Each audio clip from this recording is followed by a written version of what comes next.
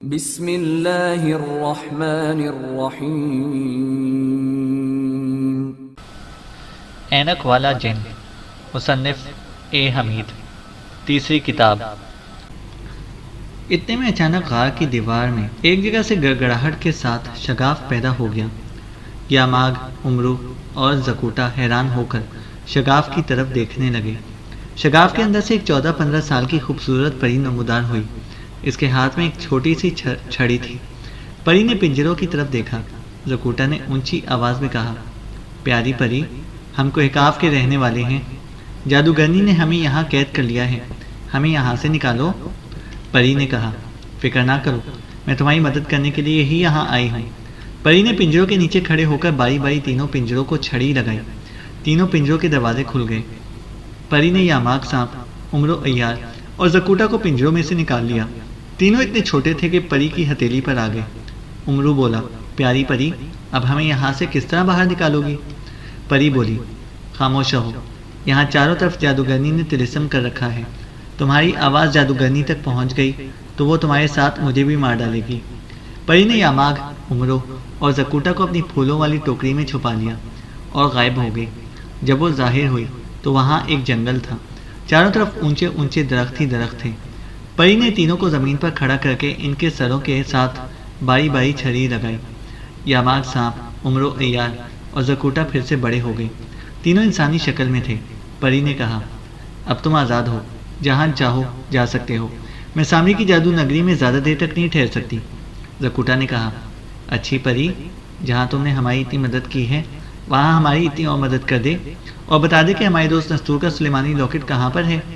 پری نے کہا، میں سلیمانی لاکٹ حاصل کرنے میں تمہاری کوئی مدد نہیں کر سکتی، کیونکہ سامری کی جادوگر کا طلسم مجھے جلا کر بھسم کر دے گا۔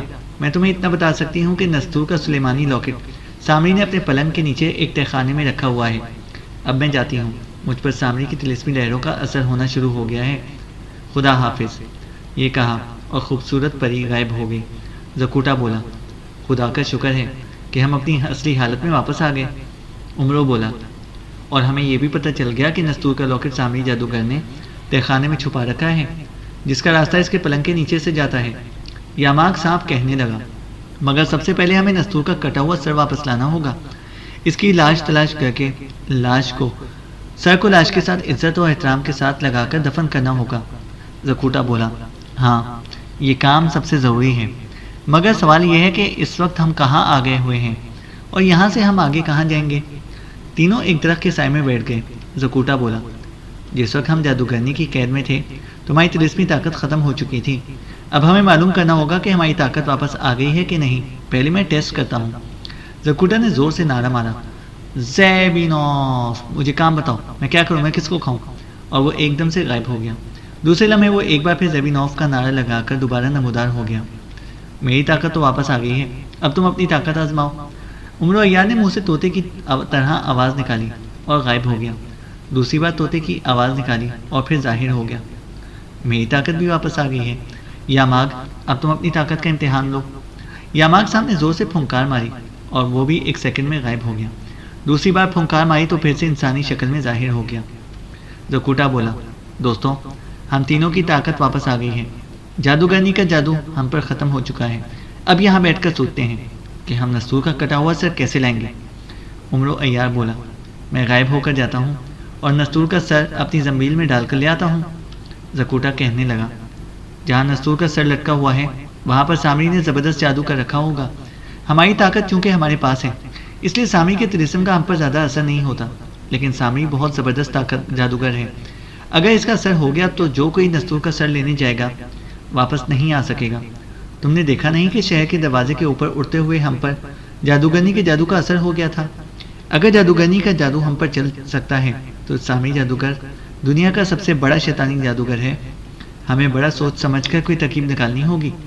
یاماگ صاحب کہنے لگا، ہم کیا کر سکتے ہیں؟ ایک بات ہم سب کو معلوم ہے کہ ہماری طاقت چاہے کتنی زیادہ کیوں نہ ہو، ہم سامری کے طلسم کا مقابلہ نہیں کر سکتے۔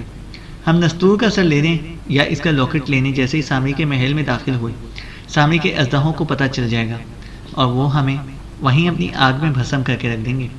ہمارے پاس کوئی ایسی چیز ہونی چاہیے جو ہمیں سامری کے شہر میں جا کر یا اس کے محل میں جا کر بھی ہمیں اس کی زبردست طلسمی طاقت سے محفوظ رکھے۔ زکوٹا کہنے لگا، ایسی کوئی چیز ہو سکتی ہے؟ یہ سوچنا پڑے گا۔ ابھی وہ اس باتیں کر ہی رہے تھے کہ اچانک ایک طرف درختوں میں سے کسی لڑکی کی چیخو پکار اور رونے کی آواز آئی۔ سب جلدی سے درختوں کے پیچھے ہو گئے۔ کیا دیکھتے ہیں کہ ایک طرف سے بہت بڑا سانپ پھنکارتا ہوا چلا آ رہا ہے۔ اس کے منہ میں ایک کھوپڑی ہے جس کو نگلنے کی کوشش کر رہا ہے۔ کھوپڑی کے اندر سے لڑکی کی آواز آ رہی ہے، مجھے بچاؤ، مجھے بچاؤ، یہ مجھے کھا جائے گا، مجھے بچاؤ۔ تینوں دوستوں نے ایک دوسرے کی طرف دیکھا۔ عمرو، یہ کھوپڑی کسی لڑکی کی ہے، اس کو بچا لو، وہ رحم کی التجا کر رہی ہے، اس کی مدد کرنا ہمارا فرض ہے۔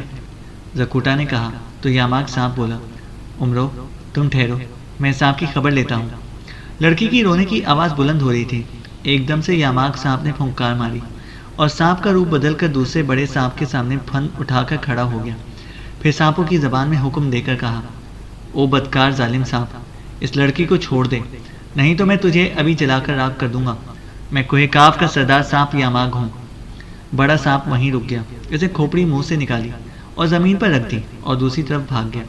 عمرو ہنس کر کہنے لگا، یاماگ یہ تیرے روب میں آ گیا ہے، خدا کا شکر ادا کر کہ اس نے تجھ پر حملہ نہیں کیا۔ زکوٹا نے جلدی سے کھوپڑی کو اٹھا لیا۔ کھوپڑی کے اندر سے لڑکی کی آواز آئی، میرے ہمدرد بھائیوں، میں تم سب کا شکریہ ادا کرتی ہوں کہ تمہاری وجہ سے میری جان بچ گئی۔ زکوٹا نے پوچھا، تو نے ہمیں بھائی کہا ہے تو تو بھی اب ہماری بہن ہے۔ پیاری بہن، یہ تو بتا کہ تو کون ہے اور یہ کیا ماجرا ہے؟ کھوپڑی کے اندر سے آواز آئی، بھائی میں سامری کے ایک جادوگر کی بیٹی تھی، مگر سامری نے میرے باپ سے کسی بات کا بدلہ لینے کی خاطر مجھے قتل کروا دیا۔ وہ میرے باپ کو بھی قتل کروانے والا تھا کہ میرا باپ کسی دوسرے سیارے پر بھاگ گیا۔ ہمارے ہاں رواج ہے کہ مرنے کے بعد مردے کی کھوپڑی اس کی قبر کے اوپر رکھ دیتے ہیں۔ میری کھوپڑی بھی میری قبر کے اوپر پڑی ہوئی تھی کہ یہ کھوپڑیاں کھانے والا سانپ ہمارے قبرستان میں آ گیا، اسے میری کھوپڑی اٹھا لی اور اب مجھے کھانے والا تھا کہ آپ لوگوں نے مجھے بچا لیا۔ یاماگ سانپ نے پوچھا، کیا تم اپنی کھوپڑی میں زندہ ہو؟ کھوپڑی کے اندر سے لڑکی کی آواز آئی، میں زندہ نہیں ہوں، مگر میری روح اس کھوپڑی کے اندر رہتی ہے۔ اگر سانپ میری کھوپڑی کھا جاتا تو میری روح ہمیشہ کے لیے بھٹکتی رہتی، پریشان رہتی اور اسے کبھی چین نصیب نہ ہوتا۔ میرے بھائیوں، میں کس طرح تمہارا شکریہ ادا کروں؟ زکوٹا بولا، پیاری بہن، اگر تو سچ مچ ہماری مدد کرنا چاہتی ہے تو پھر ہمیں کوئی ایسی ترکیب بتا کہ ہم سامری کے محل میں بھی جائیں تو ہم پر سامری کے جادو کا اثر نہ ہو، وہاں ہمیں کوئی دیکھ نہ سکے۔ ہم کوہ کاف کی مخلوق ہیں اور سامری کے محل میں خاص کام کرنے کے لیے آئے ہیں جو برائی کا کام نہیں ہے، بھلائی کا کام ہے۔ لڑکی کی کھوپڑی نے کہا، تمہاری مدد کرنا میرا فرض بن گیا ہے۔ تم ایسا کرو کہ باری باری میں کھوپڑی اپنے ماتھے پر رگڑو، اس کے بعد سامری کا طلسم تم پر اثر نہیں کر سکے گا، تمہارے جسم کی شعائیں اور بو بھی سامری تک نہ پہنچ سکیں گی، اور جب تم غائب ہوگے یا ظاہر ہوگے تو تمہیں کوئی نہ دیکھ سکے گا۔ یاماگ سانپ، عمرو عیار اور زکوٹا بڑے خوش ہوئے۔ انہوں نے فوراً جادوگر کی بیٹی کی کھوپڑی اٹھا کر باری باری اپنے ماتھے پر رگڑی، پھر کھوپڑی زمین پر رکھ دی۔ کھوپڑی میں سے لڑکی کی آواز آئی، لیکن ایک بات کا خیال رکھنا، اگر تم پر پانی کی ایک چھینٹ بھی پڑ گئی تو میری کھوپڑی کا اثر ختم ہو جائے گا۔ جس طرح بھی ممکن ہو اپنے آپ پر پانی نہ پڑنے دینا۔ اچھا، اب میں جاتی ہوں۔ عمرو عیار نے کہا، بہن تم نے اپنا اور اپنے باپ کا نام نہیں بتایا۔ کھوپڑی کے اندر سے آواز آئی، میرا نام سانچی ہے، میرے باپ کا نام کالام تھا، مجھے نہیں پتا کہ وہ کس سیارے پر چلا گیا۔ اگر کبھی تمہاری اس سے ملاقات ہو تو اسے کہنا کہ تمہاری بیٹی کی روح تمہیں یاد کرتی ہے۔ اور کھوپڑی ہوا میں بلند ہو کر درختوں میں غائب ہو گئی۔ زکوٹا کہنے لگا، خدا نے اپنے آپ ہماری مشکل حل کر دی ہے، اس لیے کہتے ہیں کہ انسان کی نیت اچھی ہونی چاہیے، نیت اچھی ہو تو اللہ بھی مدد کرتا ہے۔ عمرو عیار بولا، اب ہمیں آزمانا چاہیے کہ واقعی ہم پر سامری کے طلسم کا اثر ہوتا ہے کہ نہیں۔ یاماگ سانپ نے کہا، اس کا ایک ہی طریقہ ہے کہ ہم تینوں اسی وقت غائب ہو کر سامری کے محل کی طرف چل پڑتے ہیں۔ میرا خیال ہے کہ لڑکی جھوٹ نہیں بول رہی تھی، یہ جادوگر کی بیٹی تھی، اور میں نے سن رکھا ہے کہ جادوگر جادو ضرور کرتے ہیں مگر جھوٹ نہیں بولتے۔ زکوٹا بولا، ٹھیک ہے، ہم سامری کے محل کی طرف ضرور چلتے ہیں، مگر ہمیں پھر بھی احتیاط کے طور پر تھوڑا فاصلہ رکھ کر جانا ہوگا تاکہ اگر خدا نہ کرے کہ ایک مشکل میں پھنس جائے تو دوسرا اس کی مدد کو پہنچ سکے۔ عمرو عیار بولا، تو اللہ کا نام لے کر دشمن کے محل کی طرف چل پڑو۔ سب سے پہلے زکوٹا نے دونوں ہاتھ اپنے سینے پر مارتے ہوئے نعرہ لگایا، زیبینوف، اور وہ غائب ہو گیا مگر وہیں کھڑا رہا۔ اس کے بعد طوطے کی آواز نکال کر عمرو عیار غائب ہو گیا۔ پھر سانپ کی پھنکار مار کر یاماگ سانپ غائب ہو گیا۔ زکوٹا کہنے لگا، دوستوں ٹھہرو، عمرو یار آگے آگے جائے گا، اس کے پیچھے پیچھے میں جاؤں گا اور میرے پیچھے یاماگ سانپ چلے گا۔ عمرو یار اپنی طوطے جیسی ناک نچاتے ہوئے بولا، مجھے آگے کیوں لگا رہے ہو؟ زکوٹا کہنے لگا، میرے بھائی تمہیں آگے اس لیے کر رہا ہوں کہ تمہارے پاس جادو کی زنبیل ہے۔ ہم سب سے پہلے سامنے کے شہر کے دروازے پر جائیں گے جہاں ہمارے مرحوم دوست نستور کا سر لٹکا ہوا ہے۔ تم وہاں سے سر اتار کر اپنی زنبیل میں چھپا لو گے۔ اب تم سمجھ گئے ہوگے کہ تمہیں کس لیے آگے آگے جانا ہوگا۔ عمرو عیار نے طوطے جیسی آواز نکال کر کہا، ٹین ٹین ٹین، میں سمجھ گیا، اب اللہ کا نام لے کر ٹیک آف کر جاؤ۔ سب سے پہلے عمرو عیار ہوا میں پرواز کر گیا۔ تھوڑا فاصلہ ڈال کر اس کے پیچھے زکوٹا نے زیبینوف کا نعرہ لگایا اور وہ پرواز کر گیا۔ زکوٹا کے بعد یاماگ سانپ نے پھنکار ماری اور وہ بھی ہوا میں پرواز کر گیا۔ تینوں ہوا میں اڑ رہے تھے، وہ غیبی حالت میں تھے۔ ان کے درمیان تھوڑا تھوڑا فاصلہ تھا، مگر وہ ایک دوسرے کو برابر دیکھ رہے تھے۔ ان کی منزل سامری جادوگر کا شہر تھا۔ سب کے دل میں یہ خطرہ موجود تھا کہ خدا جانے جادوگر کی بیٹی کی کھوپڑی میں اثر ہے کہ نہیں۔ وہ طلسم اور جادو کے شہر میں جا رہے ہیں۔ سامری کا جادو بڑا آتشی ہے، کہیں ایسا نہ ہو کہ سامری کے اژدہے انہیں اپنی آگ میں جلا کر ختم کر دیں۔ مگر انہیں اپنے دوست نستور کا سر بھی لانا تھا۔ وہ نہیں چاہتے تھے کہ اس کے کٹے ہوئے سر اور لاش کی بے حرمتی ہو۔ اس کے بعد انہیں نستور کی لاش تلاش کر کے اسے سر کے ساتھ عزت کے ساتھ فاتحہ پڑھ کر دفن کرنا تھا، اور پھر نستور کا سلیمانی لاکٹ بھی سامری کے قبضے سے واپس لانا تھا۔ زکوٹا نے عہد کر رکھا تھا کہ اسے سامری سے اپنے پیارے دوست نستور کے قتل کا بدلہ بھی لینا ہے۔ تینوں دوست ایک ہی طرح کے پریشان کر دینے والے خیالات سوچتے ہوئے ہوا میں اڑتے چلے جا رہے تھے، اور دور سے سامری کے شہر، اس کی جادو نگری کی اونچی فصیل دھندلی دھندلی نظر آنے لگی تھی۔ جیسے ہی وہ جادو نگری کی دیوار کے قریب پہنچے، ایک تیز چیخ ان کے کانوں کے قریب سے ہو کر نکل گئی۔ تینوں اپنی اپنی جگہ پر ہوشیار ہو گئے۔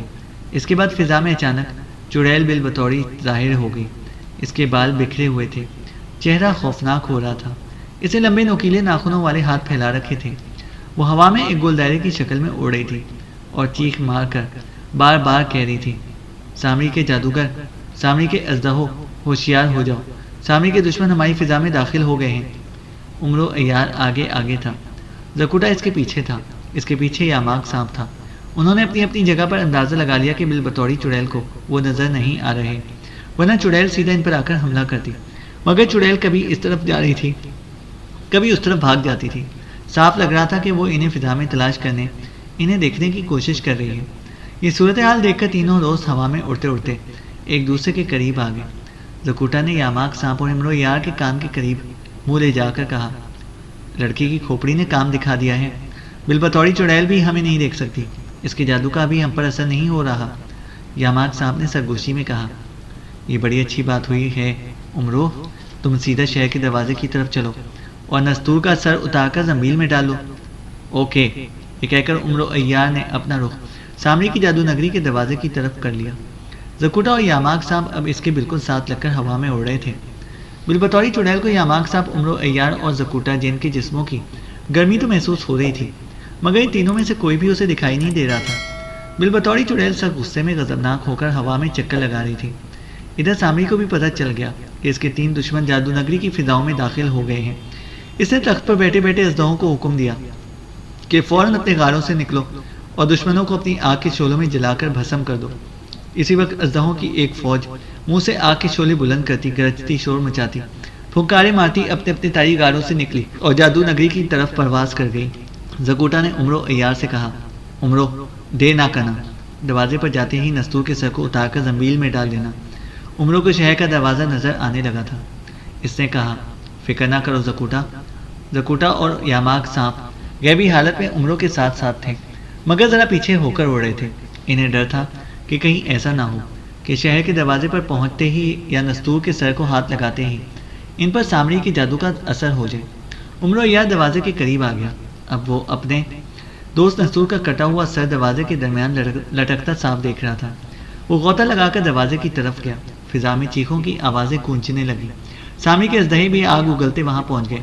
یاماگ سانپ اور زکوٹا ڈر کر ایک طرف ہو گئے۔ بالبطوری چڑیل چیخ چیخ کر اژدہوں کو کہہ رہی تھی، ادھر آؤ، دشمن ادھر ہیں، مجھے یہاں سے ان کی بو آ رہی ہے۔ مگر سامری کے اژدہے تو جیسے اندھے ہو گئے تھے۔ انہیں نہ یاماگ نظر آ رہا تھا، نہ عمرو دکھائی دے رہا تھا، اور نہ ہی زکوٹا نظر آ رہا تھا۔ ان کے جسموں سے اٹھنے والی لہریں بھی کسی کو محسوس نہیں ہو رہی تھی۔ صرف بالبطوری چڑیل ایک ایسی عورت تھی جس کو یاماگ، عمرو اور زکوٹا کی ہلکی ہلکی بو آ رہی تھی، اور یہ احساس بھی ہو رہا تھا کہ یہ تینوں دشمن فضا میں موجود ہیں، مگر ان پر بالبطوری کا جادو نہیں چل رہا تھا۔ اژدہوں نے چاروں طرف آگ اگلنی شروع کر دی۔ آگ کے شعلے عمرو، یاماگ اور زکوٹا کے جسموں سے ٹکراتے تھے، مگر ان کو ذرا بھی گرمی محسوس نہیں ہوتی تھی۔ ان پر اژدہوں کی آگ کا بھی کوئی اثر نہیں ہو رہا تھا۔ عمرو یار لپک کر دروازے کی طرف گیا اور جھپٹا مار کر اس نے دروازے پر لٹکتا ہوا نستور کا سر اتارا اور اپنی زنبیل میں ڈال دیا۔ اس کے ساتھ ہی وہ اوپر کو اٹھ گیا۔ یاماگ سانپ اور زکوٹا بھی اس کے پیچھے پیچھے اوپر کو اٹھ گئے۔ اژدہوں کی آگ تیز ہو گئی۔ بالبطوری چڑیل نے نستور کے سر کو غائب ہوتے دیکھا تو چیخ چیخ کر آسمان سر پر اٹھا لیا۔ جب سامری کو خبر ملی کہ نستور کا سر دشمن اتار کر لے گیا ہے تو وہ تخت پر بیٹھے بیٹھے غضبناک ہو کر کھڑا ہو گیا۔ اس کی آنکھوں سے چنگاریاں پھوٹنے لگیں۔ اس نے ایک گرجدار آواز نکالی اور منتر پڑھ کر پھونکا۔ اسی وقت وہاں سے ایک 6 منہ والا اژدہا نمودار ہو گیا۔ سامری نے اژدہے کو حکم دیا، میرے دشمن نستور کا سر اٹھا کر لے گئے ہیں، وہ میرے شہر میں ہیں، انہیں جلا کر خاک کر ڈالو، انہیں جلا کر خاک کر ڈالو، جاؤ جاؤ۔ 6 منہ والا اژدہا نے پھنکار ماری۔ اس کے 6 منہ سے آگ نکلی۔ اژدہا غائب ہو گیا۔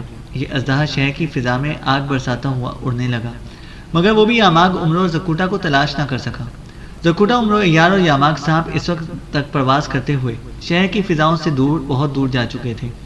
بالبطوری چڑیل کو بھی اب بھی ان میں سے کسی کی بو نہیں آ رہی تھی۔ چڑیل بار بار اپنا سر پیٹتی اور چیخ کر کہتی، نستور کا سر ہمارے دشمن لے گئے، اب کیا ہوگا؟ سامری مجھے زندہ نہیں چھوڑے گا۔ اور زکوٹا کے بچے، یاماگ سانپ، عمرو، یار، میں چڑیلوں کی سب سے بڑی دیوی کی قسم کھاتی ہوں کہ اگر زندہ رہی تو تم تینوں کو اپنے ہاتھوں سے بھون کر کھاؤں گی۔ عین اسی وقت ایک بدروح چڑیل بالبطوری کے سامنے آ گئی۔ اس نے چیخ کر کہا، بالبطوری، تجھے سامری نے بلایا ہے، جلدی چل، سامری سخت غصے میں ہے۔ چڑیل بالبطوری کو خوف سے پسینہ آ گیا، سمجھ گئی کہ اب اس کی موت آ گئی ہے۔ بدروح بولی، کیا سوچ رہی ہے بالبطوری؟ جلدی چل، نہیں تو سامری کا غصہ تجھے اسی جگہ پر بھسم کر دے گا۔ چلتی ہوں چلتی ہوں، چڑیل بالبطوری نے آہستہ سے کہا اور غائب ہو کر سیدھی سامری کے محل میں پہنچ گئی۔ سامری جادوگر اپنے محل میں چڑیل بالبطوری کا بڑی بے چینی سے انتظار کر رہا تھا۔ وہ سخت غصے میں تھا، اس کی آنکھوں سے شعلے نکل رہے تھے۔ بالبطوری اندر آئی تو سامری اس پر بجلی کی طرح کڑکا، بالبطوری، نستور کے ساتھی جن ہماری جادو نگری میں داخل ہو گئے ہیں، وہ نستور کا کٹا ہوا سر چرا کر لے گئے ہیں۔ ان کو یہاں آنے کی جرت کیسے ہوئی؟ تم چڑیلوں جادوگروں کو میں نے کس لیے پال رکھا ہے؟ بولو۔ سامری کی کڑکدار آواز سے محل کی دیواریں کانپنے لگی تھیں۔ بالبطوری ہاتھ باندھے کھڑی تھر تھر کانپ رہی تھی۔ سامری نے زور سے فرش پر پاؤں مار کر کہا، نستور کے ساتھی جنوں کے نام یاماگ، عمرو اور زکوٹا ہیں۔ میں نے اپنے طلسمی اژدہوں کو ان کے پیچھے لگا دیا ہے، جو ہوگا میں سنبھال لوں گا۔ تم یہاں سے دفع ہو جاؤ، انسانوں کی دنیا میں جادوگر کے پاس واپس دفع ہو جاؤ، اور اب اگر انسانوں کی دنیا سے کوہ کاف کا کوئی جن ہماری جادو نگری کی طرف آیا تو میں تم دونوں کی بوٹیاں اڑا دوں گا، دفع ہو جاؤ۔ بالبطوری تھر تھر کانپتی وہاں سے غائب ہو گئی۔ سامری نے اپنے خاص جادوگر کو بلا کر کہا، جادو نگری کے چاروں طرف فضاؤں میں طلسمی موت کا خونی جال پھیلا دیا جائے۔ عمرو، یار، زکوٹا اور یاماگ جہاں بھی ہیں انہیں قبضے میں کرو، ان کے سر بھی کاٹو اور نستور کا کٹا ہوا سر بھی ہمارے پاس واپس لاؤ۔ جادوگر نے سر جھکا کر کہا، ایسا ہی ہوگا سامری آقا۔ اس وقت زکوٹا جن، عمرو، یار اور یاماگ سانپ سامری کے محل سے ہزاروں میل دور جادو نگری کے ایک ویران جنگل میں پہنچ گئے تھے۔ وہ نیچے ایک ویران قلعے کے کھنڈر دیکھ کر وہاں اتر آئے تھے۔ زکوٹا نے کہا، خدا کا شکر ہے کہ ہم نستور کا سر لے کر اور اپنی جان بچا کر سامری کے محل سے نکل آئے۔ کالام جادوگر کی بیٹی کی کھوپڑی نے کمال کر دیا۔ اگر کھوپڑی ہم اپنے ماتھوں پر نہ رگڑتے تو نہ ہم نستور کا سر واپس لا سکتے تھے اور نہ ہی زندہ بچ کر آ سکتے تھے۔ یاماگ سانپ کہنے لگا، عمرو، میرا خیال ہے کہ نستور کا سر تم ابھی اپنی زنبیل میں ہی رکھو۔ عمرو بولا، ہاں، ہمیں نستور کی سرکٹی لاش بھی تلاش کرنی ہے، ابھی اس کے بارے میں تمہیں کچھ معلوم نہیں کہ وہ کہاں پڑی ہے۔ زکوٹا کہنے لگا، اس کا بھی پتہ چل جائے گا، مگر سب سے پہلے ہمیں نستور کا لاکٹ حاصل کرنے کے لیے ایک بار پھر سامری کے محل میں جانا ہوگا۔ کالام کی بیٹی سانچی کی کھوپڑی نے کہا تھا کہ سامری نے نستور کا سلیمانی لاکٹ اپنے پلنگ کے نیچے تہ خانے میں چھپا رکھا ہے۔ عمرو نے کہا، ہم وہاں تک جا سکتے ہیں کیونکہ ہم پر سامری کے طلسم کا کوئی اثر نہیں ہوتا۔ زکوٹا نے کہا، مگر ہمیں بے حد احتیاط کرنی ہوگی. اگر ہم میں سے کسی پر بھی پانی کی چھینٹ پڑ گئی تو کھوپڑی کے جادوگر کا اثر ختم ہو جائے گا اور ہم جہاں بھی ہوں گے، جس حالت میں بھی ہوں گے، پکڑ لیے جائیں گے. یاماگ سانپ بولا، میرا خیال ہے کہ ہمیں ایک ایک کر کے جانا چاہیے. یعنی پہلے میں جاؤں، اگر کامیاب لوٹ آیا تو پھر کسی دوسرے کو جانے کی ضرورت ہی نہ پڑے گی. اگر کسی مشکل میں پھنس گیا تو تم میں سے کوئی دوسرا میرے پیچھے آ سکتا ہے. اس طرح ہم سلیمانی لاکٹ حاصل کرنے کے واسطے 3 بار کوشش کر سکتے ہیں. زکوٹا نے کہا، یہ ترکیب اچھی ہے، ہمیں ایسا ہی کرنا چاہیے. عمرو، تمہارا کیا خیال ہے؟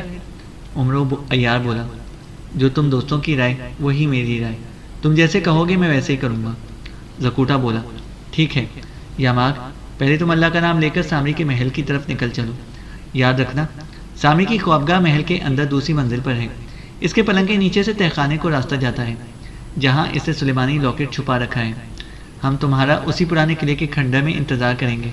اگر تم واپس لوٹنے میں دیر ہو گئی تو پھر عمرو عیار تمہارے پیچھے آئے گا. یاماگ سانپ بولا، بالکل ٹھیک، میں جا رہا ہوں. یاماگ سانپ نے آسمان کی طرف منہ کر کے پھنکار ماری اور ہوا میں اوپر ہی اوپر اڑتا بلند ہوتا چلا گیا. جب وہ ایک خاص بلندی پر آ گیا تو اس نے سامری کے محل کی طرف پرواز شروع کر دی. اس وقت سامری کے سیارے پر دن ڈوب رہا تھا. شام کے سائے بڑھ رہے تھے.